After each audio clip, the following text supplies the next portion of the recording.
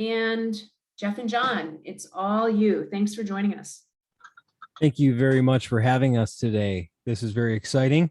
I really enjoy not driving to this presentation today. So I hope you guys all enjoy sitting in your homes or wherever you're at and just kicking back for this one. As Andrea said, my name is Geoff Lassers. I am a fighter paramedic with the West Bloomfield Fire Department. I'm also the EMS system manager of the Oakland County Medical Control Authority. So first of all, I go on calls. That's my primary gig. I'm a full-time firefighter paramedic, but at Oakland County Med Control is one of my part-time jobs. As the EMS system manager, I'm involved with a lot of quality improvement projects and a lot of education. I'm also the host and executive producer of the EMS On Air podcast. And just recently, I became the EMS Continuing Education Coordinator for the Guardian Education Group, which does a lot of which is just now getting into EMS continuing education, but has been steeped in American Heart Association training centers, as well as National Registry Test Prep. So I'll be joining their team. And just recently, I have ended my term with American CME. We parted on amicable ways. I was the director of education for American CME for over a decade. I helped build the program. It's still a fantastic program. It is still a program that is around. Jeff Latkowski is the owner of American CME, and he's going to be keeping that thing going. So I'm also here with John Twight. John, you want to introduce yourself? Yeah, I'm John Twight. I was a shift commander, EMS coordinator for Ferndale Fire Department. I was with the Ferndale Fire Department for 25 years, and that was my clean cut look that you're seeing up there on the screen. That was probably about 6 months before I retired. I retired in July, and now the Oakland County Medical Control Authority has become not my full-time job, but my only job, which is very, very nice. Been, like I said, doing EMS as a shift commander and as the EMS coordinator. So not only was I boots on the ground, but I was also the person that was reviewing all the data, reviewing all the reports, liaising with all the different agencies, state and local, and handling a whole shift. So that's me. Thank you, John. So where John and I are our side gigs, or John's only gig at Oakland County Med Control, like we said before, we are involved with a lot of data and quality improvement and quality assurance initiatives. And today we're here to really talk about the value of EMS electronic patient care reports, the value of high quality EMS ePCRs. And that has to do with your entire system-wide improvements and sustaining what we should be doing on an everyday basis. We're also going to talk to you guys about the intent and purpose of the National EMS Information System, as well as the Michigan EMS Information System, and how they impact our practices, not only just going on calls as EMS providers, but how it impacts your agency, your system, and your state. We're also going to get into the applicable state protocols that have anything to do with your ePCR submission compliance. Really sexy protocols. It's up there with like intubation and all that RSI and all that fun stuff. So patient care report submission, you probably haven't read that protocol, so we'll give you the flyover today. Not a big deal.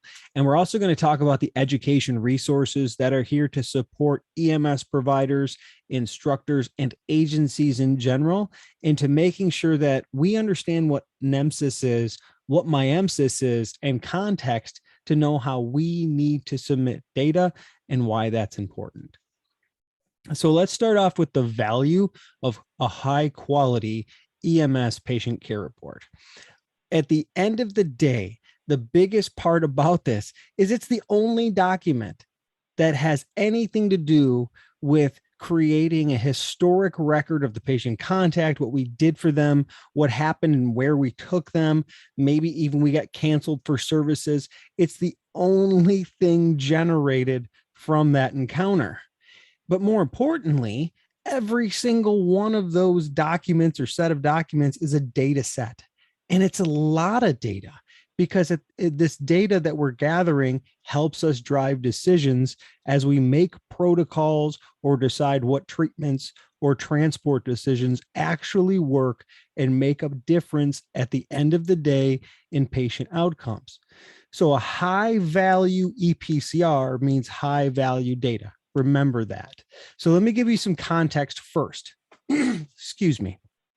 In Michigan, we have this unique situation called medical control authorities. Now, we have this law called Michigan Public Act 368 of 1978, which is basically called the EMS Act. And in there, it says that every medical control authority is in charge of making sure that all protocols and the establishment of those protocols and education is maintained by this quasi-governmental body that is funded by the hospitals that represents a geographical area. So Oakland County is a medical control authority. It is not the government, but it has governmental powers in that it can create EMS protocol and regulate them. And every one of these medical control authorities is really funded by the hospital system or the hospital systems that receive EMS patients. They have a stake in this. Now, in that process, they have to coordinate that EMS system and make those protocols and make sure that everybody, not just EMS, but the ED, the docs, and the nurses, everybody involved in that patient care from the field to the ER are on the same page of what that means. And in Michigan, there's 59 of these different things. So imagine 59 different medical control authorities. John and I represent Oakland County, Michigan.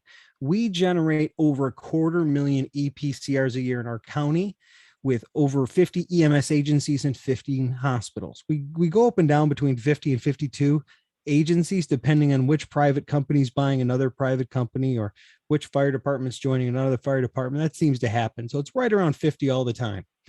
In total, there's 3,000 EMS providers. They're going on 250,000 calls, generating over 250,000 ePCRs. That's a lot of data. But John, is a lot of data mean good data or giving us anything? A lot of data doesn't mean anything if it's not quality data. A great example is, or no data. Great example is, and this is unfortunately isn't from EMS, but back in the 70s when the Chevy Nova came out, there was no data from the Spanish-speaking people that were looking to buy cars GM didn't ask anybody on, what do you think of the name Nova? They didn't do any marketing on it. They didn't do any marketing research. And while Nova, although a fantastic astrological thing that happens when a star blows up, in Spanish means no go, Nova. And so GM, because they didn't get data or they had low quality data, created a car that sold very horrible in Spanish speaking markets. So we want to be careful. You want to be careful with making decisions with low quality data or no quality data. So the next would be, what we're looking for is high quality data. So when we get high quality data, we start making high quality decisions. These are things that improve the provider experience. One of the things that through data, a lot of agencies is taken advantage of. I know one particular agency or one particular provider has yellow stretchers and yellow stair chairs. They'll provide you with a lot of data that has, lifting injuries from EMS providers, so that they get you to buy their power stair chairs and their power cots. And that improves the provider experience, and it improves the provider experience through data. Improve patient outcomes.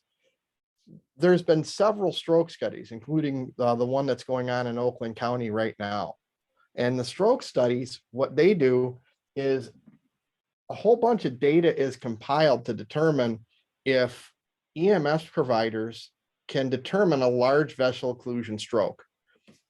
Why is that important? Well, that's important for getting the person to the right hospital with mechanical thrombectomy and other interventions. And through this study and through getting data from ePCRs, there's going to be decisions made on whether paramedics can make that determination, and if they can decide which hospital is appropriate and get them to the appropriate hospital. These are going to improve patient outcomes. Lower cost of care. This all can take a look at things like mobile integrated healthcare and possibly providing in-home care, which for the patient is significantly less expensive than going to the hospital. It's also less expensive for the hospital and the ambulance agency because they don't have to necessarily transport. They may only need one personnel to go to the house to do a community paramedicine visit or a mobile integrated healthcare visit. And overall, it will lower the cost of healthcare across the system. And then when you talk about the improved patient experience, I know that a lot of the ambulance agency, a lot of the ambulance sales companies will talk to you about whether you want to go with liquid springs, air springs, whether you want to go with standard spring sets on the back of your ambulance. All of this improves, through which set of springs you buy, improves the patient comfort in the back of the ambulance. And where a lot of this is determined is through patient surveys. When you get surveys back that say your ambulance drives like a dump truck, that's data that can be used in order to make determinations to improve the patient experience. And again, that may not be on your PCRs, but those are all examples of data that has been used to high quality data, which has made high quality decisions and improved EMS all around. So NEMSIS is a national data repository. And the beauty of NEMSIS and the purpose of NEMSIS was to collect data from EMS agencies across the country and begin to actually categorize how we're doing and set some benchmarking and review some and standardize patient care. It helps our standard of care model. And if you think about EMS has only been around for 40 years. We're a very young agency, 40, 50 years.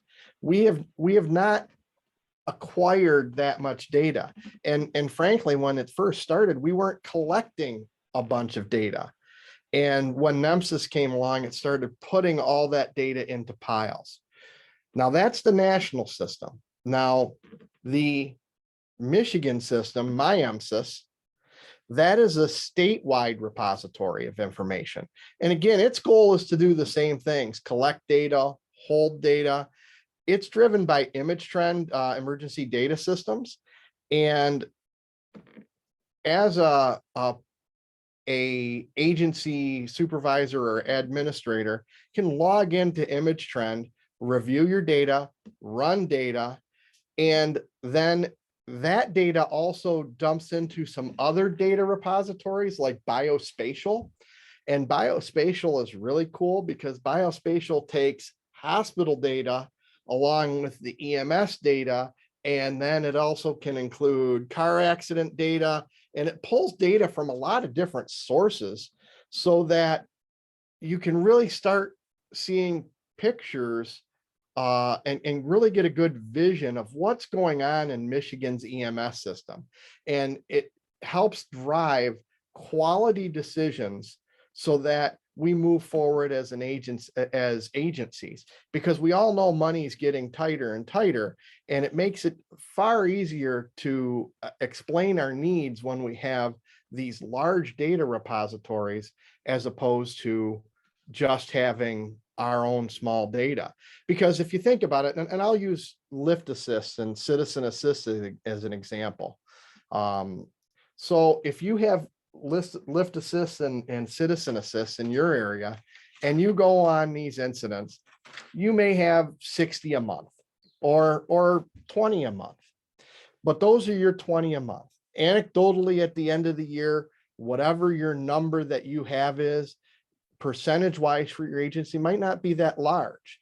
But if you take my 20 a month and the agency next door's 20 a month, and the 50 that the larger agency, a couple cities over has, if you start taking all of that data, now you start and dumping it into this MINEMSIS and NEMSIS database, then the payers, the insurance payers will start seeing this and go, wow, there's a lot of time that EMS is taking up with going on these citizens assist where they're helping people out back into bed or up off the floor. They don't necessarily need help. And this could drive in the future possible payment options. So the current benefits of good data all fall into it. It shapes protocols. Okay. That's one of the biggest things that the data has done for us. As when I was EMS coordinator for Ferndale, I sat on the Oakland County Medical Control Authority Protocols Committee. And now I sit on the other side of the table where I'm still can contribute to the protocols. And I will tell you, data plays a huge role. And anecdotal data is great, but anecdotal data doesn't really help. It's a lot of times driven with emotion and sometimes fear. And when you get past the emotion and fear and you use actual numbers that you find in these databases, or even through your own local databases on your department or on your agency, it really helps shape what you're doing and removing emotion. It validates performance measures and benchmarks. So it's really important that we look and see how we're doing as compared to others. And we want to make sure that we're holding ourselves to a standard, a standard of care that we believe is appropriate. And so we want to make sure that as we're looking at the data and setting our benchmarks, we're able to hopefully look at other agencies and see where their benchmarks, and that's where NEMSIS and MINEMSIS all come into place, is they end up finding ways and to share the data and say, this is about the average time it takes a standard patient that's having a stroke to get to the hospital. And then you can take a look at your data and say, well, our agency is doing pretty good. We're 5 minutes quicker than that. Our agency isn't doing as good. We're 3 minutes slower than that. And you can look at making decisions on where you need to put your precious dollars and cents to improve your system. It determines the effectiveness of treatments, procedures, and processes. So when you take a look at that, I go back to, there was a study done several years ago in Japan regarding intubation. And they took a look at the effectiveness of intubation by paramedics. And the study didn't come out that well for paramedics. It showed that we weren't that effective at doing intubations, but it was one study. The MINEMSIS and NEMSIS databases, as long as the data is being put in there properly, so that every time you attempt an intubation, you write down, I attempted one, failed, attempted a second time, was successful. If those are being documented correctly, then it basically becomes a large study to determine our effectiveness and maybe where paramedics need more training. And maybe what the belief is maybe we're providing or forcing training in areas where it's not completely necessary because we're nailing IVs all the time. Do we need to go back and do an IV training? Or should we maybe do a cricothyrotomy training where somebody wasn't successful a few times, a certain percentage of time? So the benefit of that data, that accurate data getting into the system is pinnacle. And resource allocation, I was kind of touching upon it with all the other examples. It's where does all this fall in with where the agency is putting its dollars? Is the agency putting its dollars towards staffing? Is the agency putting its dollars towards another station? is the agency looking at other stations and going, well, maybe if we close those two and put one in the middle, a larger one, maybe that would alleviate some of the problems, and then we can put another car over here. All of those things are resource allocations, and they're all looked at by determining through NEMSIS and MINEMSIS. And one of the other things was behind from where he was, you know. This way or So that? just straight back. there is predictive software out there that's amazing, and a lot of that data comes from MINEMSIS and NEMSIS, and a lot of that data comes from individual agencies' data. And what that does is it predicts with relatively decent accuracy where within a 10-mile radius statistically the next run might come in. And I've spoken with agencies that are using this, and they say it's amazing how often it's correct. It's correct in the 90 percentile on predicting within a certain mile radius of where the next run is going to come in. It's pretty amazing stuff. And all that is pulled from data. Hey, John, real quick, I do want to say that when you're talking about data itself, one of the biggest things that we're really missing when we really talk to people is the fact that the data doesn't lie, the data doesn't have an opinion, the data doesn't tell jokes. The data is data. It's what happened. It's as good as what was put in there. But let's just say what was put in there is what was reality. Well, that's why it shapes our protocols, because it gives us the feedback of what's been going on so that human beings, us, our medical control authorities and our EMS providers and physicians and nursing staff can come together and say, okay, this is what the data says. That means what's actually happening. Well, how do we make sure we're actually set up for that? And then when we put it all together with that resource allocation, grants. How many times has anybody on here ever even heard about a grant without providing data to support the need for that funding to get those resources? So a lot of times you're seeing EMS agencies pull a ton of data from MINEMSIS and biospatial, which comes from our ePCR data. This is gold data. As everybody knows, in the last 15 years has become the most popular and the most vital commodity on planet Earth. So when we make decisions, it's really forecasting what are we being prepared for and what do we need to put in place to really increase patient outcomes before the problem happens. Thank you. Absolutely. And again, it's emotionless. Data doesn't care who you are. Data doesn't care, you know, that you feel very strongly about a topic. Data is the data, and it certainly helps in making decisions when the emotion is removed. And then that leads us into some future benefits. Community paramedicine, I'm sure everybody has heard of the word. It's been around in other parts of the country. There are some really successful community paramedicine programs, and those are being driven by the data. Again, those lift assists that are being put in. You know, as these areas are looking through their NEMSIS data, and I'm sure they have other state data systems like MINEMSIS, as they're looking at their data and they're determining needs in their communities. And it might be just simply going to somebody's house and taking a blood pressure to avoid that 3 o'clock in the morning. You know, I'm not feeling well and I haven't been feeling well all day, but I didn't want to call you, but now I can't. Some of that community paramedicine relieves a lot of that. It lowers hospital readmission rates, which is huge for the hospitals and very good for the system.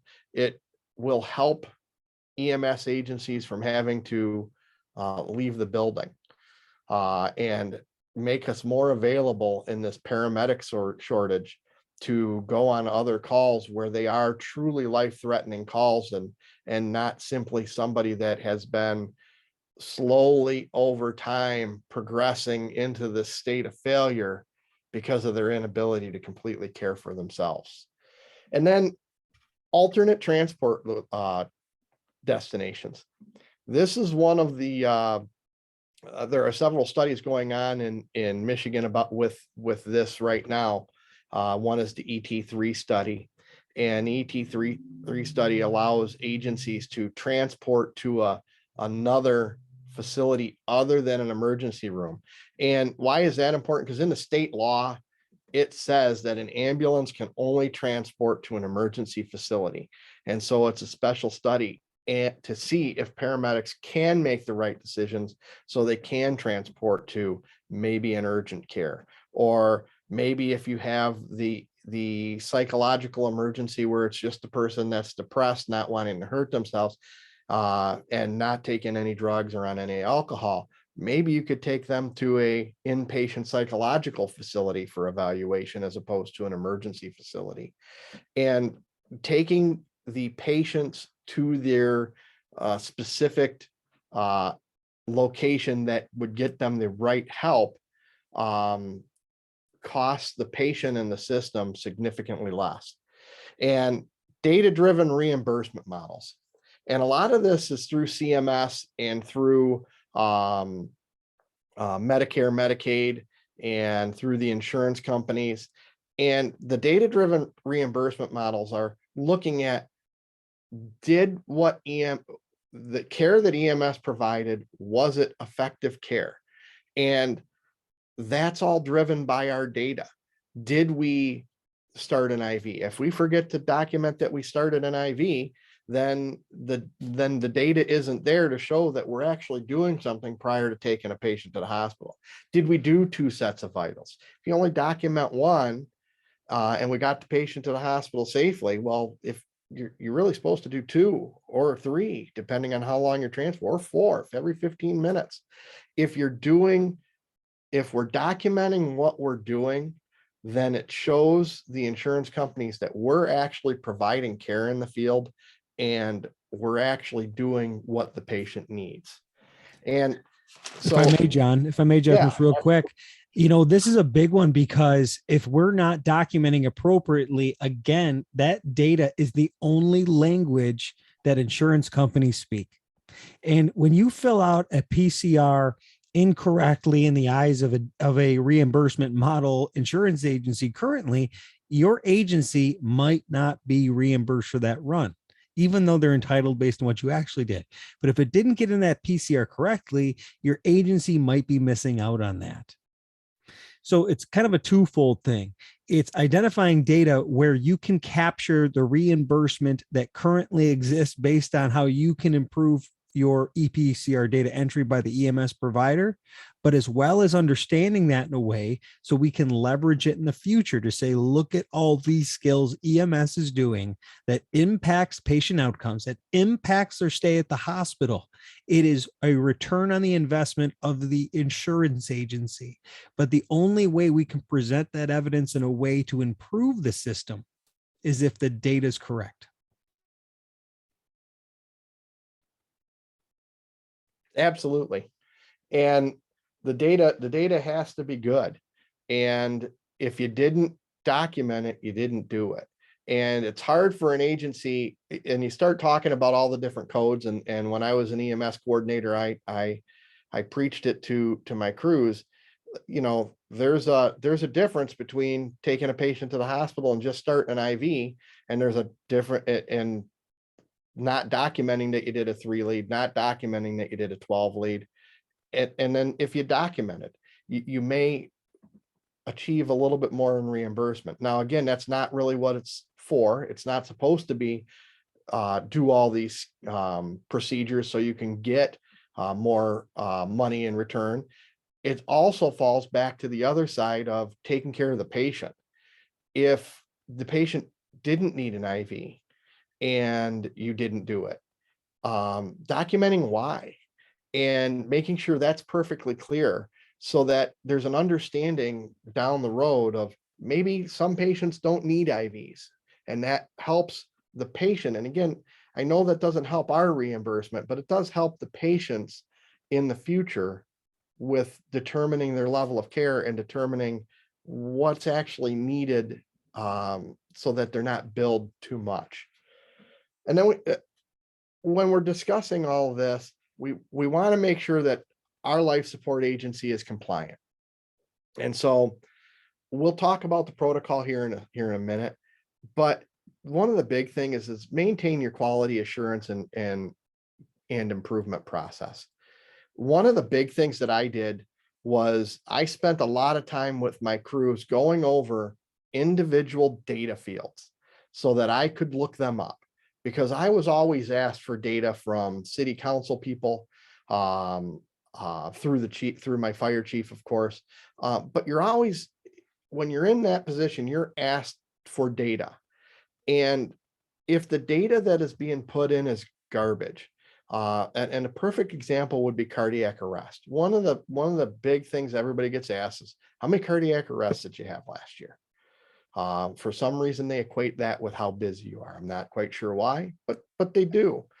So you take a look at the cardiac arrests, and what I discovered is some of my personnel, if they arrived on scene and the person wasn't in cardiac arrest when they got there, they maybe put a primary impression of respiratory distress, or I believe at the time, I think it's since been gone, but it's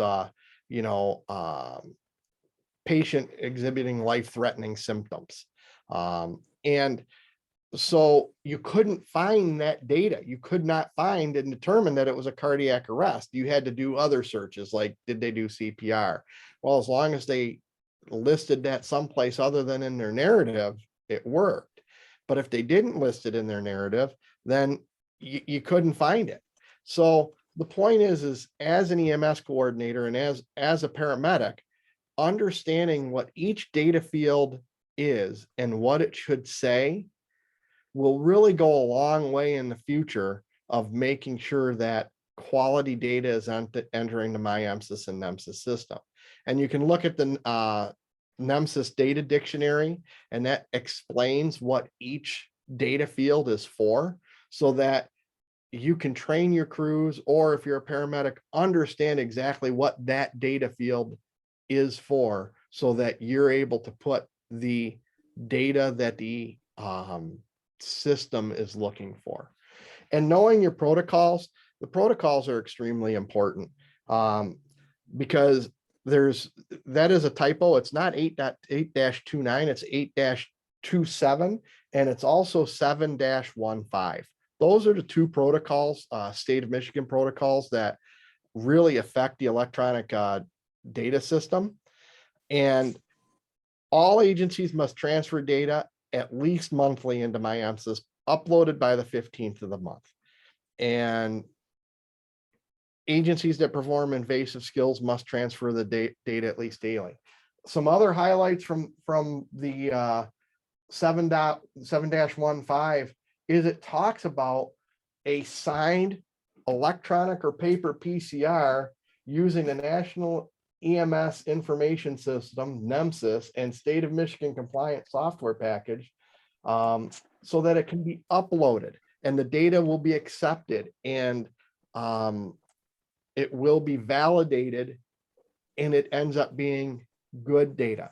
Might only be decent, because just because you filled the data field doesn't mean you filled it the way it's supposed to be filled. And that's where reviewing the data dictionary and understanding what each of the specific data fields are for. But then when you start getting into what Geoff was saying, is this is a record of what you did on that call. It may be the only record if it's a sign off. And so you're going to be looking at demographic information. You're going to be looking at patient care. You're going to making sure the chronology is right. And then the QA, QI programs, they're going to need to be reviewed, and they're going to need to be made sure that the data fields are being filled out effectively, and providing ongoing patient feedback. And by patient, I don't mean your patient. I mean the EMS coordinator being patient in providing the feedback. When you're trying to fix documentation issues are ingrained, long ingrained issues. This is how the paramedic has been writing reports for years. And we're coming through as EMS coordinator saying, hey, I need you to make a change.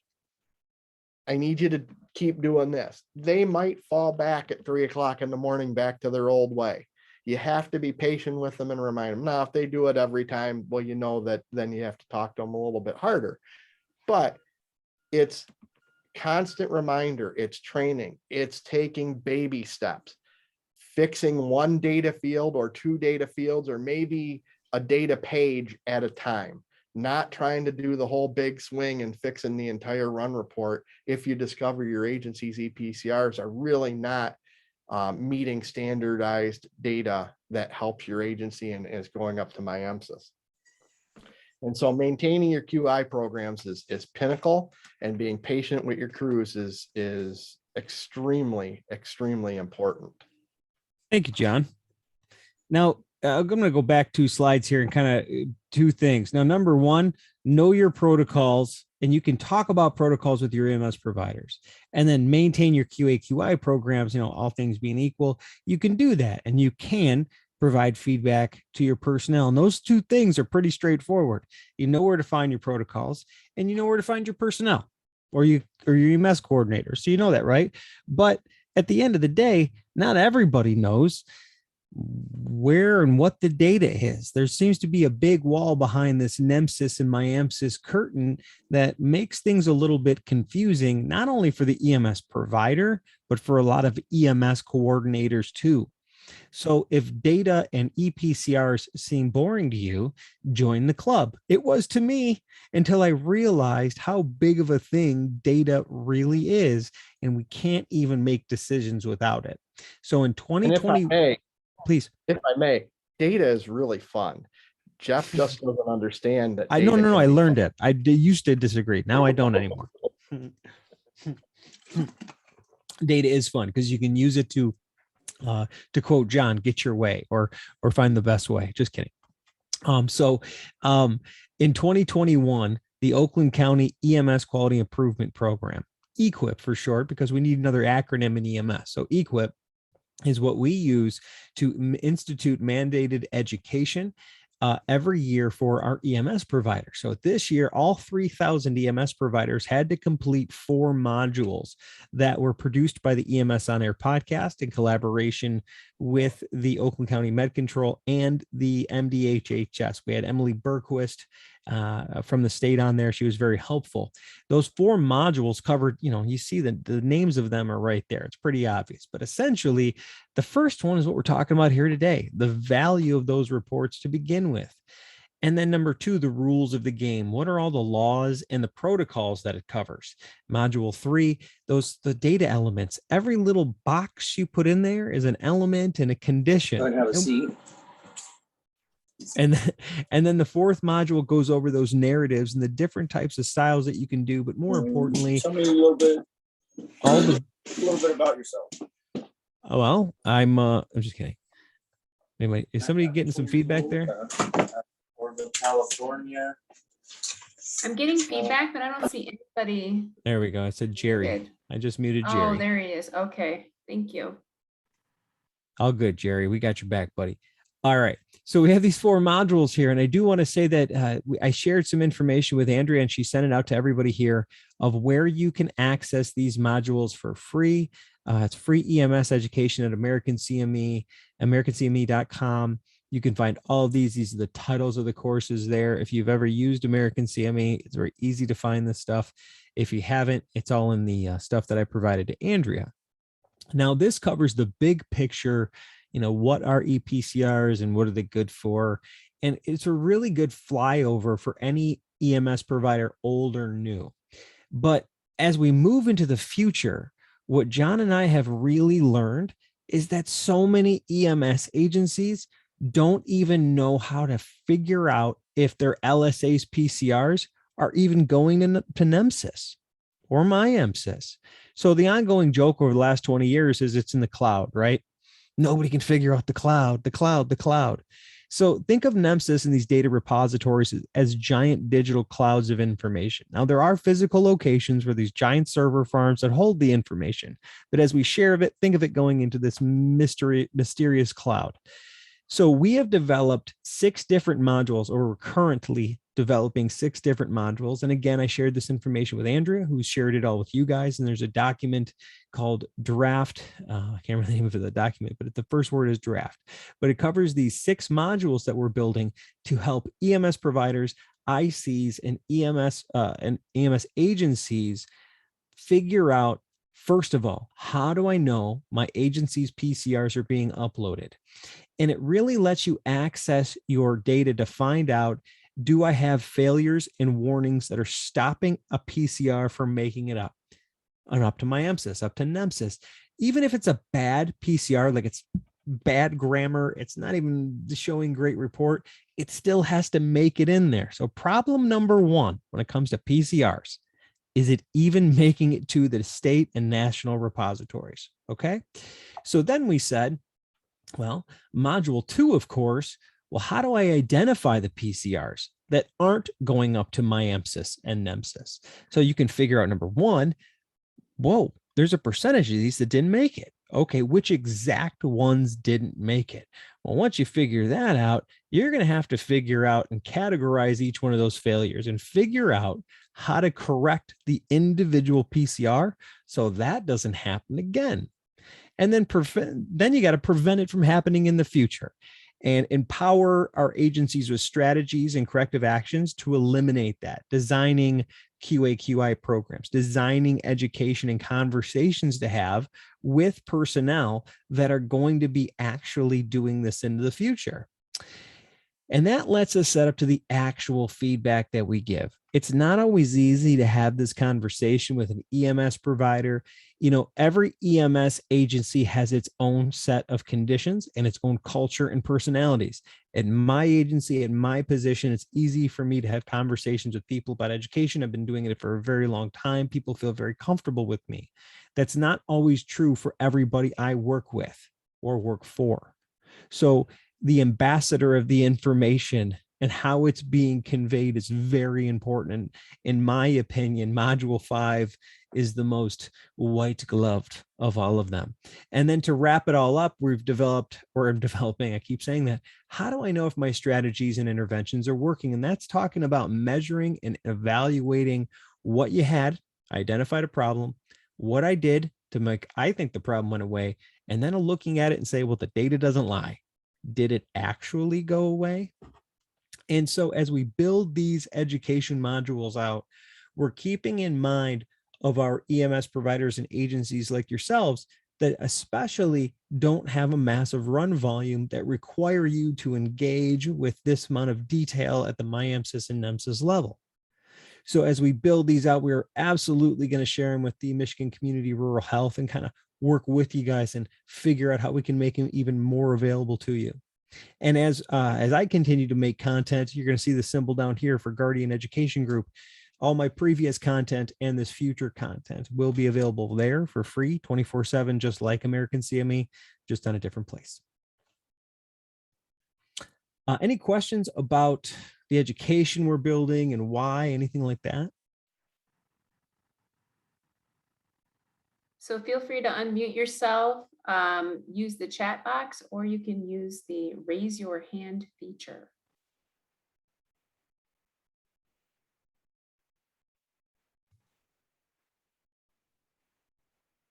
And just an FYI, while we're in silence, we only have 10 of 24 signed in. So find that chat box. If you don't sign in, it's really hard to know you were here. I still have some phone numbers showing up that I haven't identified yet either. So as a segue, back to questions. Questions about NEMSIS, NEMSIS. How about you, Andrea? So Andrea, let me ask you questions. As Sure. a EMS provider in Michigan who's been outside of Michigan as well, Mhm. is data and data repositories in this process different in Michigan than where you came from, or are we all sharing the same problem? Well, I've only been to one other state, and that was Wyoming. And most of the agencies in Wyoming, from what I gathered, used ImageTrend.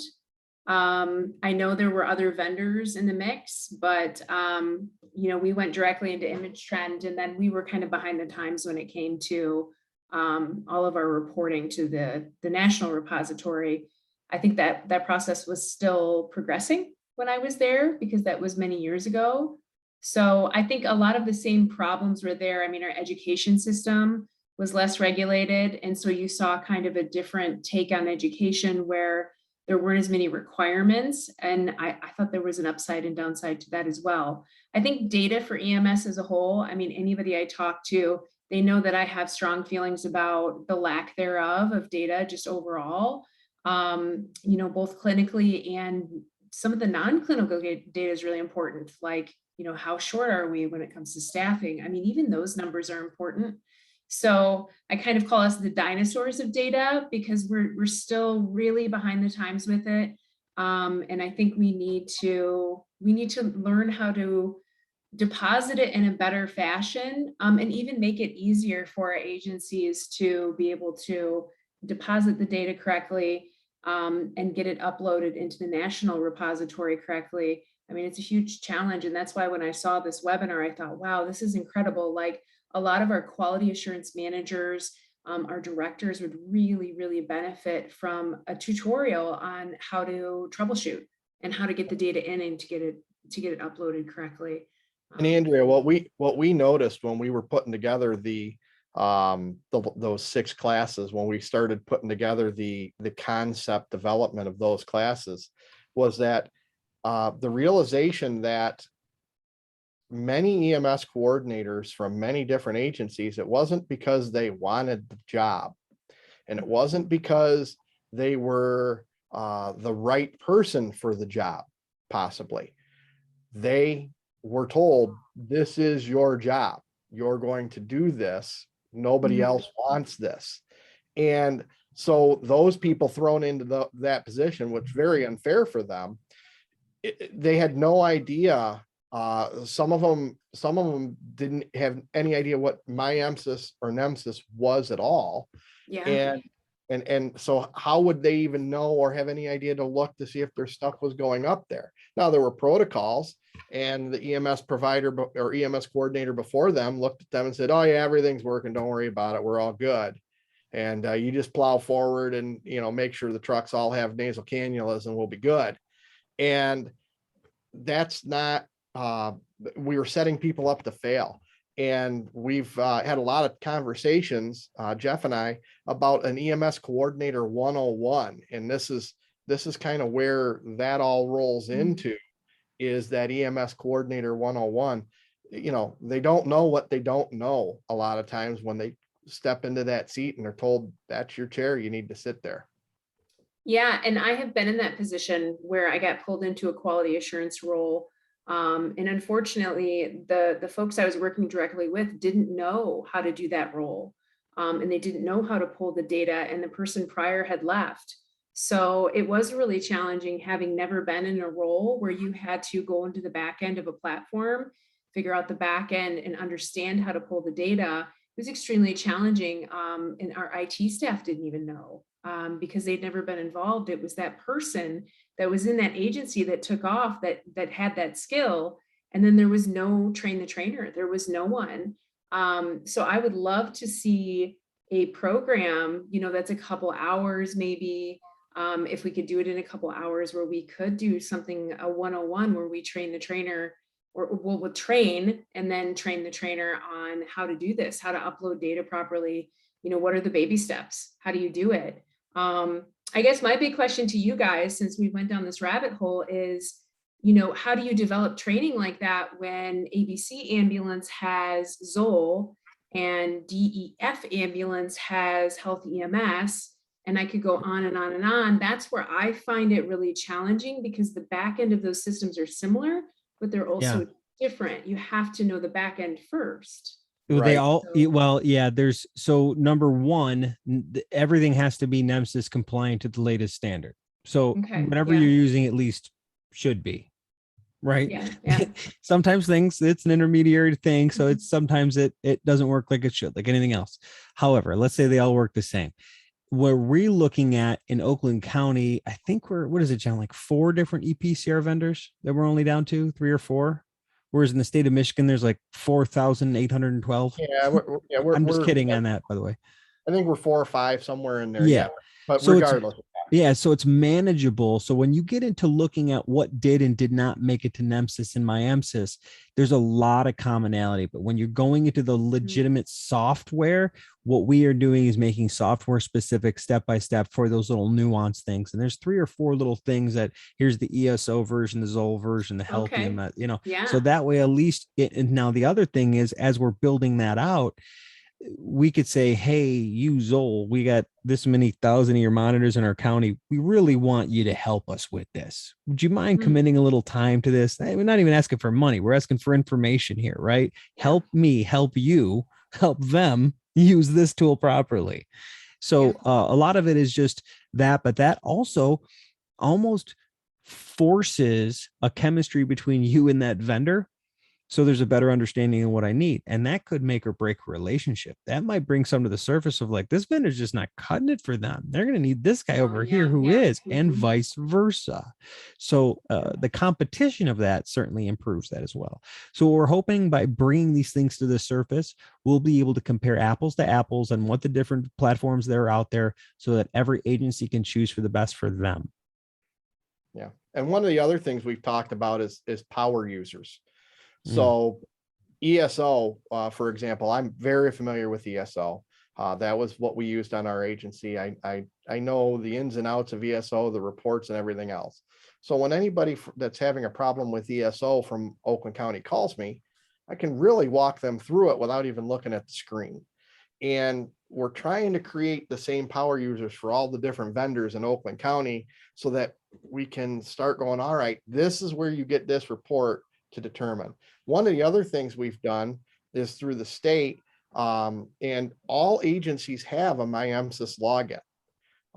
They might not know it, but all agencies have the login, and that's image trend. And they can look in their image trend reports and see run number for run number, which ones uploaded and which ones didn't. And so that's for those that are kind of that might be off to the side, a vendor that there's only 2 of in the state. And I heard there's 2 agencies that have the same vendor, and that's the lowest number. Those 2 agencies might want to sit down and just go to MINEMSIS, see what's uploading, and then try to figure out through that vendor to why. And it's just that's how we're tackling the vendor to vendor problem. Okay. Yeah, this is great. Does anybody in the audience have any other questions? Just so you know, this is the document right here. If you guys, to speak more what this whole project we're talking about, this 6-module project, you're going to find this document in the email you received earlier. It's got a very comprehensive outline with objectives. We're building this out into actual audio video education. But please feel free to use this. If you want to take this and do your own education, use this as an outline to teach yourself, you're not going to offend me. Please. The only thing I ask is if you find something you can do better, tell me about it so we can include it in ours. But right now, this is in draft form. And the next step for this is it then goes into development, and we're going to actually build it out. And eventually these 6 videos will be available. And what they're going to teach us is a lot. And hopefully it turns into this EMS Coordinator 101. That's exciting. Very cool. good. Well, we've got a couple minutes left. So while you're in the audience, take advantage of these 2 experts here. Ask away. Any questions about anything around ePCRs, anything around, it could segue into some clinical quality assurance type of initiatives, anything. Or med control stuff. We know all sorts of med control stuff, QA, QI stuff, the law, whatever you need. John can sing. I can't sing. They can't sing. I can't even really dance. That's all right.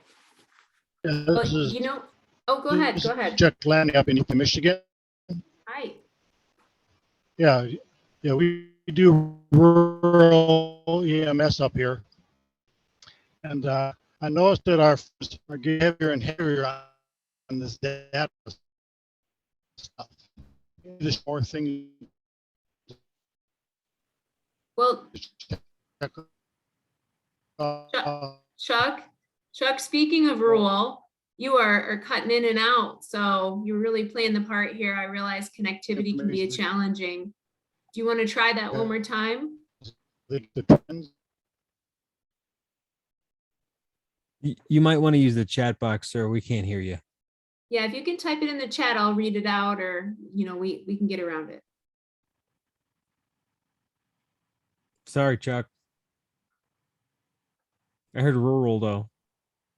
I heard UP. Which that's performing medicine when you got a long way to go to hospital. To Yeah. hospital. So you guys have context here. John and I are not we've never worked in rural areas. I work currently in a suburban West Bloomfield Township, and John worked in the quasi suburb city, right at Ferndale. So a little bit of city action, a little bit of the rolling bungalow action. So we don't appreciate so much the rural area as professionals as we do in our personal lives. Both of us love the rural communities in our personal lives, but we can certainly understand the difference in conditions of what you folks have to deal with than what we do. For me to go on a medical, even let's say it's priority 1, priority 2, do a bunch of stuff on scene, get this person out to the hospital and done, I'm talking 60, 90 minutes tops. I'm guessing some of your transports are 60, 90 minutes one way. So I can understand and that certainly should highlight the types of data that we should be comparing to say, in this area, it's not the same. We need a different type of resource in these types of areas. Definitely. Yes. We had Dwight Hughes unmuted. If you got a question there, sir.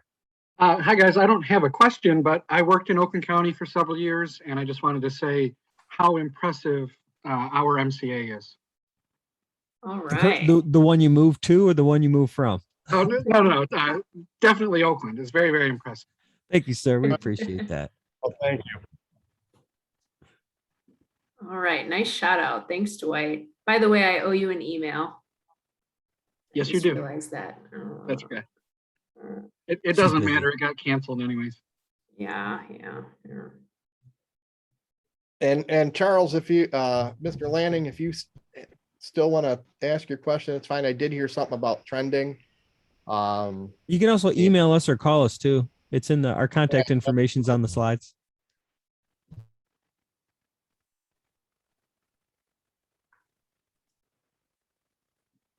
We see you, but we don't hear you, Chuck. I'm sorry. All right, I'm going to go ahead. We could stay on for a few moments, guys. I'm going to stop us on live, and I'm going to stop recording as well. And then we can just hang out for a few seconds if you don't mind, and we'll see if anybody has some questions once we Right on. stop live streaming.